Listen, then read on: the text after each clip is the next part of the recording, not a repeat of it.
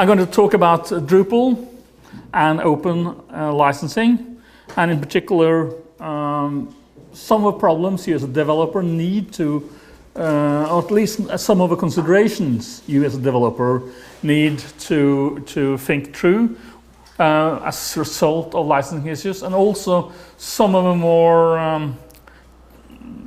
some of the challenges facing the hosting of repos, both contrib modules and sandboxes on Drupal.org.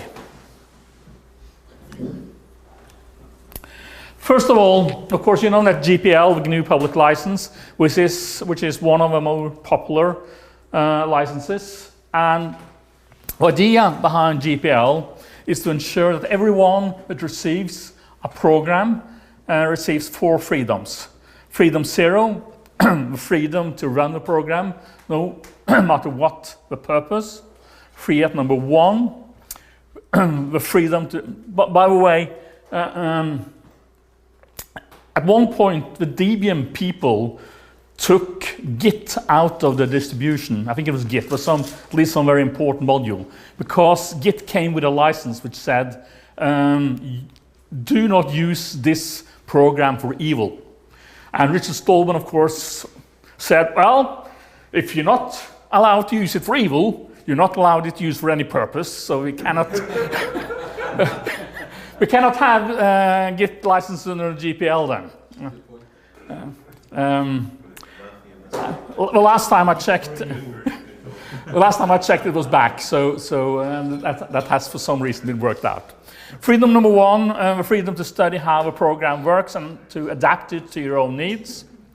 Freedom number 2, the freedom to distribute copies to help your neighbor. And freedom number 3, the freedom to publish your improvement to a public domain, so that the entire community can get some use of this. The last was probably not correctly translated back into English. Of course, these are, because it's Stallman, it's numbered from 0 to 3, because that's how you number things in arrays and stuff, in both in C and PHP and Lisp. So these are the freedoms that the open licenses are supposed to preserve. By the way, this set is licensed under our Creative Commons license, so it's everybody can take these slides and distribute them and do whatever they like with them, including change them. Just remove my name from a credit page if you change them radically. Of course, GPL version 2, which is the free license used for Drupal, is not the only free license around. To paraphrase Andy Tannenbaum, the good thing about free and open source licenses is that there are so many of them, so everyone can choose whatever they like. There is, of course, GPL version 3, which is incompatible with GPL version 2. So you cannot have something licensed for GPL version 2 and GPL version 3 in the same repo. You can have something which is licensed for GPL version 3 and later, and combine that with GPL version 3. But not if a phrase "and later" is missing.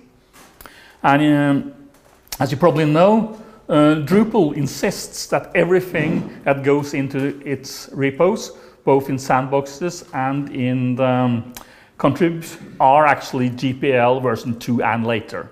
That's because they want it to be upstream compatible with GPL version 3. So, but you cannot have anything with GPL version 3 in a repo, and you cannot have anything with GPL version 2 without the "and later" amendment in a Drupal.org repo.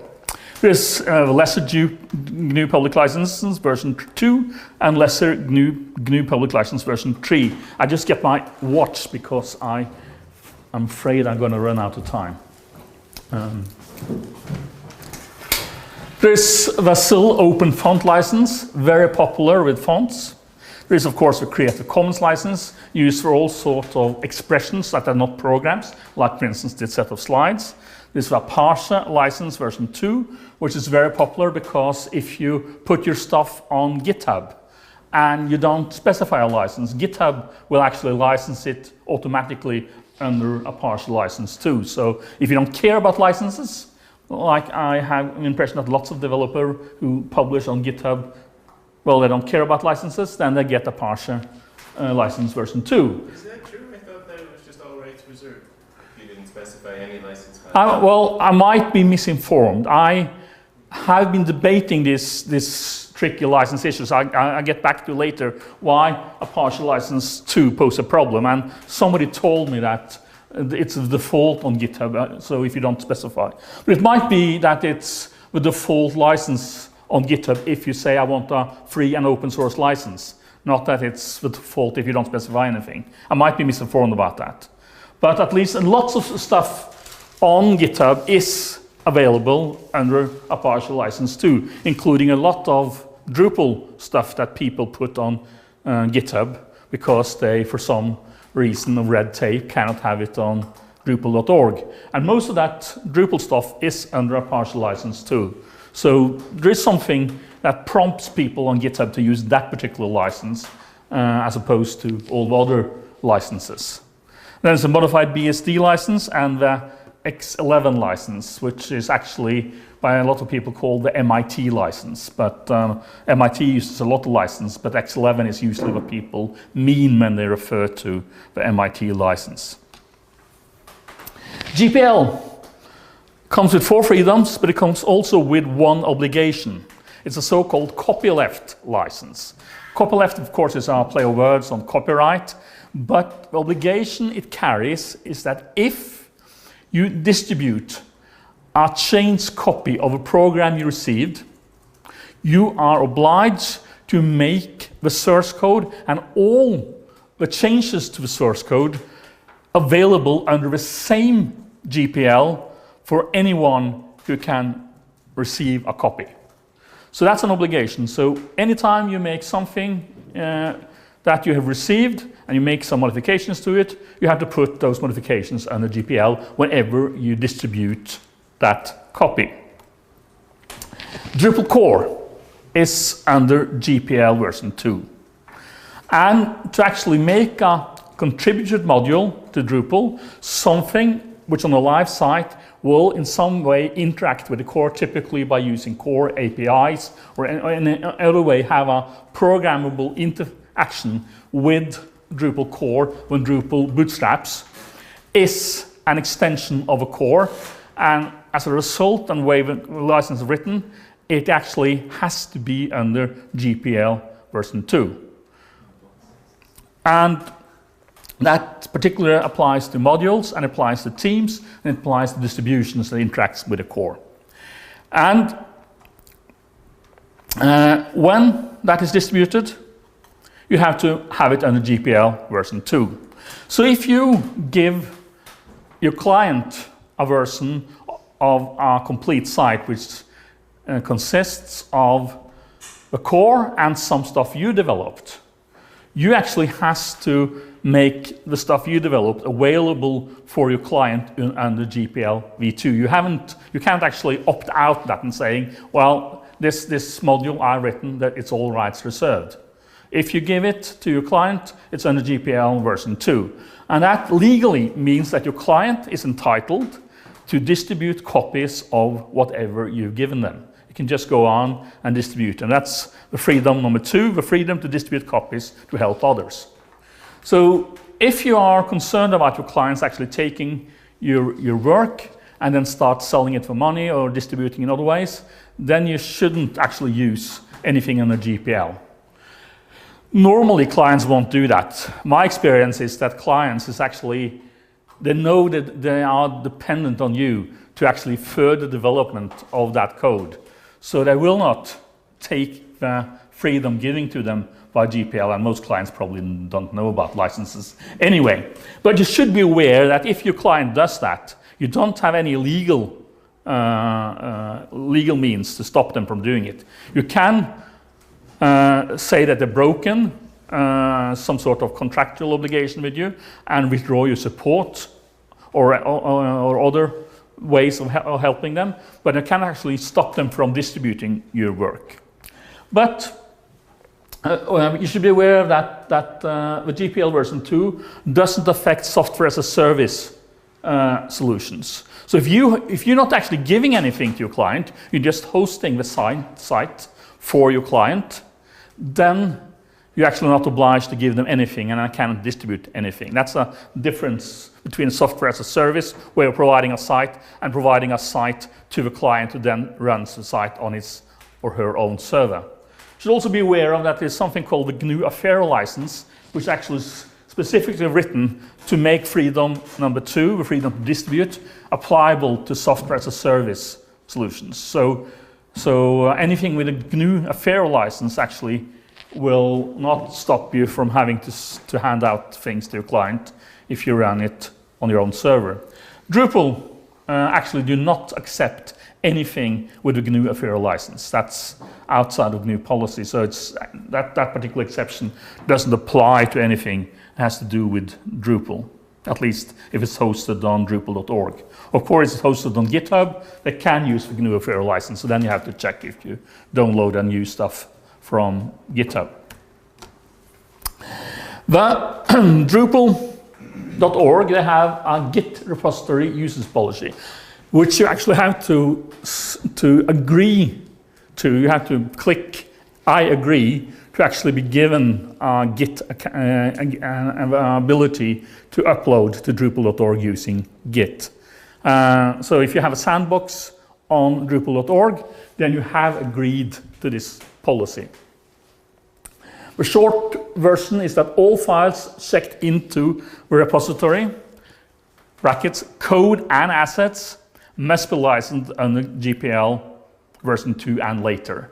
And that and later is actually a requirement, because they actually want you to be able to download stuff from Drupal.org and downstream combine it with some licenses which are not GPL version 2 compatible, but only compatible with GPL version 3 or a partial license.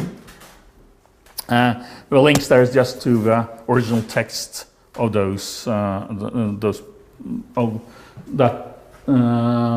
that agreement, and the license text, the full legal license text of GPL version 2. So here's a list of some of the licenses I mentioned earlier, and can they be checked into a repo on Drupal.org. GPL version 3, no. Lesser GPL version 2 and lesser GPL version 3, no. But still open font license, no.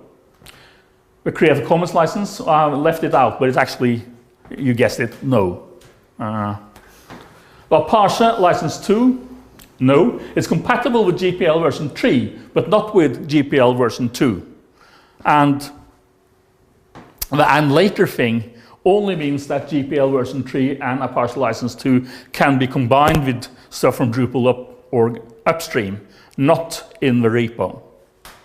The modified BSD license, yes, if you, as an author, relicense it to GPL version 2 and later. The modified BSD license is a so-called permissive license. That means it's not a copyleft license. A copyleft license is, the copyleft means that the license for any upstream contribution has to be under the same license. Upstream. When I say upstream, I mean the modification. The modifications you have created and made available for others. That's upstream. Downstream is what you receive from. And we're on. No, that's upstream. What you receive from is upstream. Well, then we basically disagree about the definition of those terms. So I stop using them. When you receive something, or you create yourself something with a modified BSD license, and you are allowed to, because it's not a copyleft license, it's a so-called permissive license. The difference between copyright and permissive is that a permissive license is free and open and allows relicensing. A copyleft license doesn't allow relicensing. And when you pass that, I'll try to not talk about rivers, to somebody else, you are allowed to relicense. And you can do that, and if you do that, you can host it on Drupal.org with that modified license. The same applies to the X11 license. That is also a permissive license, so you can relicense it. But Drupal.org requires you to do the relicensing. It doesn't happen automatically. And lots of people who are including stuff, particularly normalized.css, which are under the X11, doesn't do that. And that creates friction in the machinery. One of the key phrases in the Drupal Git repo policy is that the policy applies to code and assets. Code, that's programming code, typically PHP in the case of Drupal. Assets, that's everything that's included in a repo, in the project archive, which is not actually programmatically interacting with the Drupal core. So it's typically passive stuff, which just comes along with it. And it's fonts, it's icons, it's image files, it's CSS, and it's JavaScript. So that's collectively referred to as assets. Assets actually is outside the scope of any of these licenses. The GPL license, or not outside the scope of any of these licenses. Of course, the SEL font license applies to fonts. But the GPL license doesn't apply to assets. It only applies to program code. So the GPL license, if you read the legal code, it tells you that you are allowed to include, along with the program code, assets as mere aggregates. In the phrase mere aggregate means it doesn't interact with the program code. But because the phrase code and assets is used in the Drupal.org repo agreement, assets is actually, if they're not under GPL version 2 and later, are off limits. You can't host them on Drupal.org. That's actually a problem, because some people want to include copyrighted trademarks. If they, for instance, are making some sort of service module for some sort of service, web service they provide, they want to have the trademark with that service as part of a user interface. And of course, they're not going to put that under GPL version 2, which means that everybody can take, modify, and further distribute that trademark. They want to put a clause with a module saying that, yes, we license you to use this trademark, but only in the context of actually showing that this module links you to this particular web service.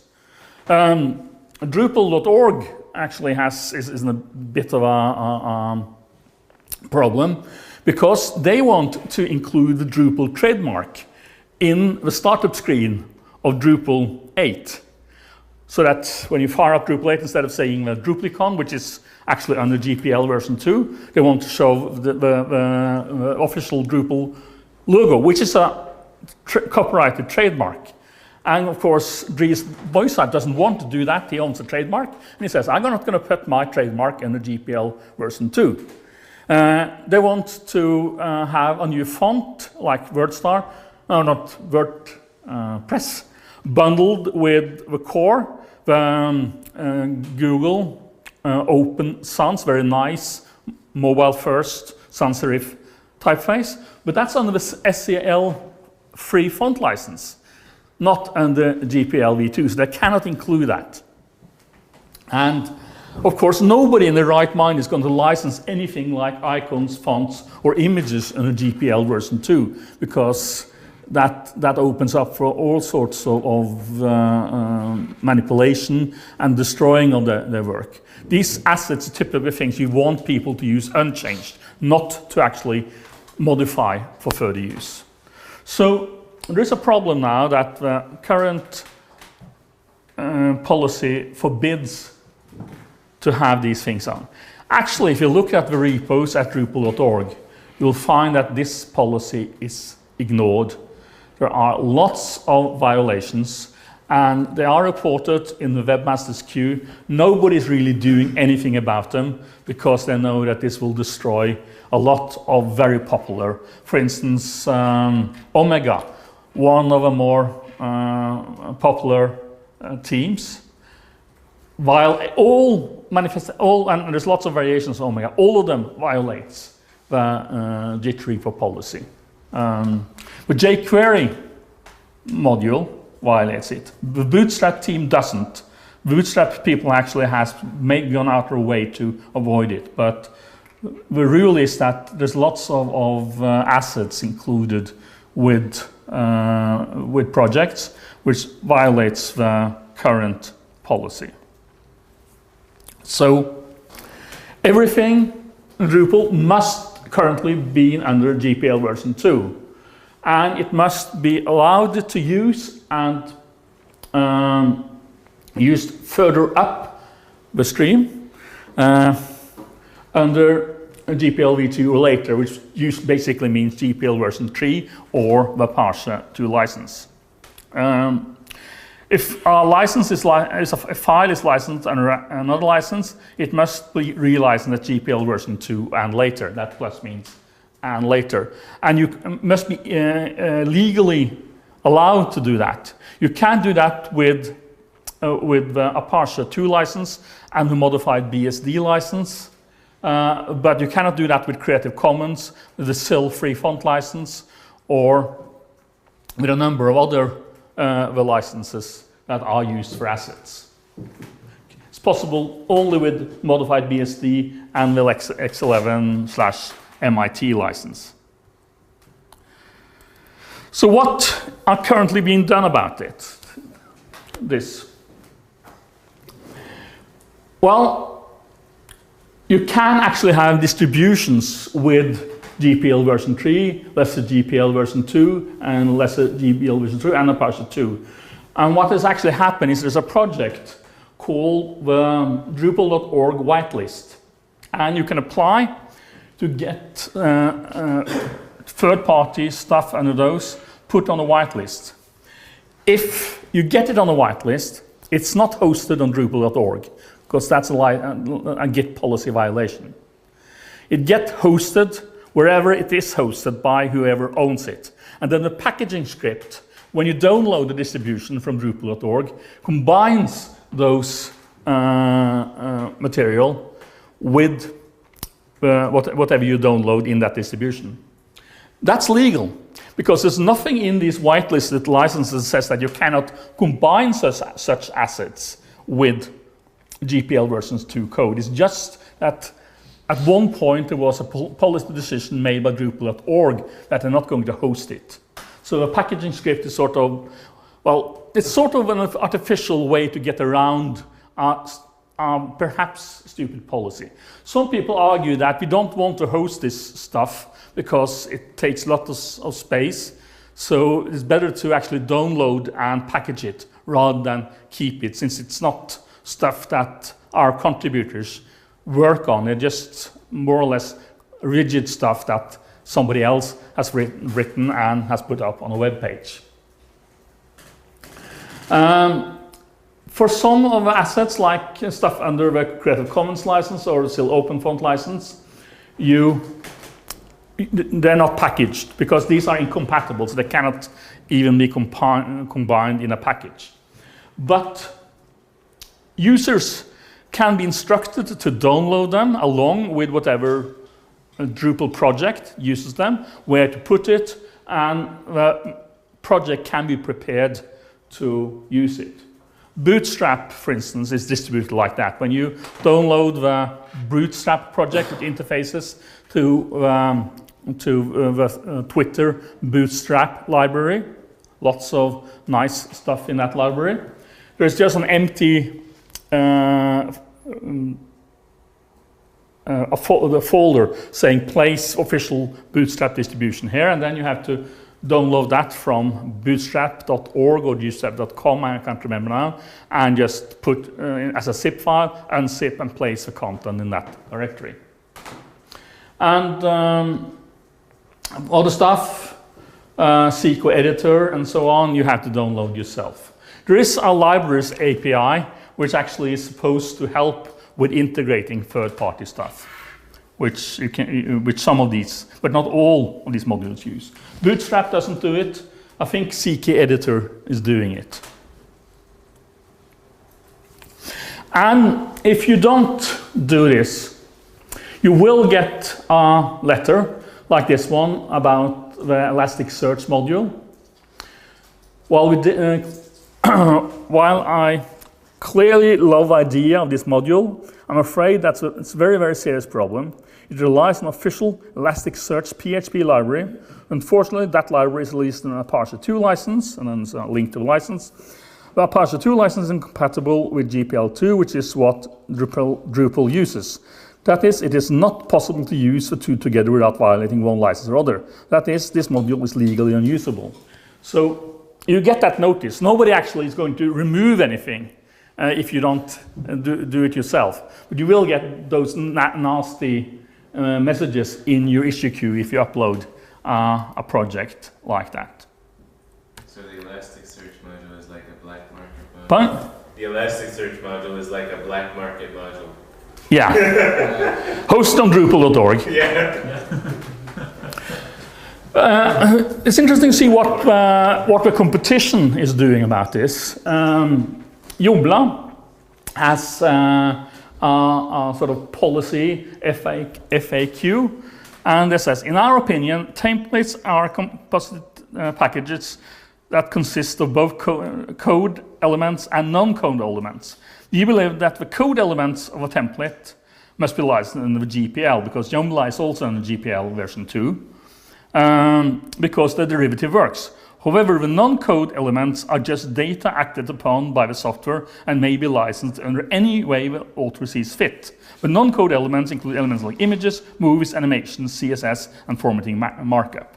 So Joomla has actually made a policy about this, and that's the policy they use. So they're saying it's okay to include these things in projects, as long as there are non-code elements that they are what Drupal calls assets.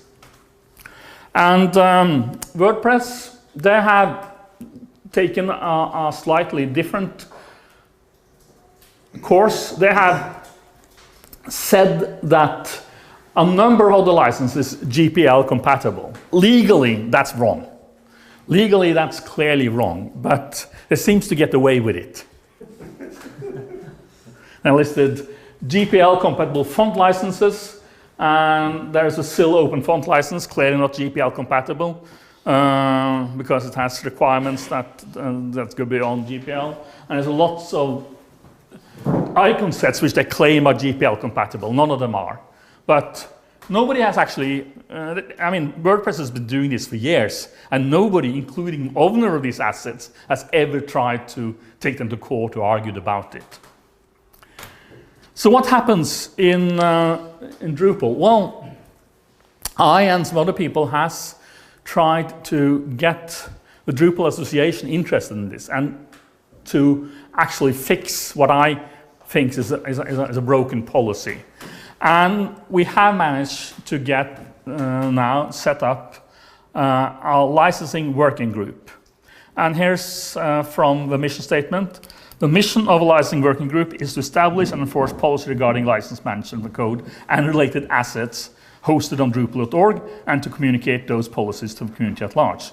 The LVG acts as a group to maintain the guidelines and processes for license policy enforcement, and to recommend and guide development of tools and infrastructure that are needed for said enforcement.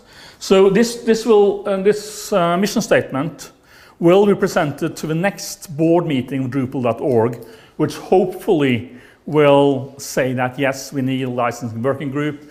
there will be a call for volunteers, people who want to serve in that group, and then the group will start on reworking the Drupal Git repository license policy, and hopefully, I cannot guarantee this, come up with something more sensible. Also, the whitelist is going to be worked over by this and also made more sensible, so that, for instance, things like the parser 2.0 module will be included if there are mere assets. So that's sort of both what the problems are, what you as a developer need to know about, some of what you as a developer need to know about the type of licenses, and what's happening with the license policy at Drupal.org. Are there any questions? Hans Fredrik? So if they change the policy, or if the working group changes the policy, how do you do it in practice? Is every developer supposed to check out a new checkbox on their profile, or do we have to re-license everything in our Git repositories? Or of course, this is just a start of a process, and I don't know the outcome. I don't even know if I will be allowed to serve on the licensing working group. So I cannot sort of say what will happen. I can tell you what I have proposed for the board of Drupal.org. I'm basically saying that the current policy is unworkable. People want to include assets, including Drupal Association itself wanted to include assets. So insisting that non-code stuff, I think that code stuff has to stay with GPL version 2 and later. But non-code stuff, I want to have something like Joomla, basically saying it's okay. But some of these licenses come with fairly strict attribution rules. For instance, the Creative Commons license with lots of imagery, all licenses have very, very strict attribution rules, which GPL doesn't have. And if you are going to allow things like Creative Commons license images and icons, there are some of the popular sets out there which are in the Creative Commons, you have to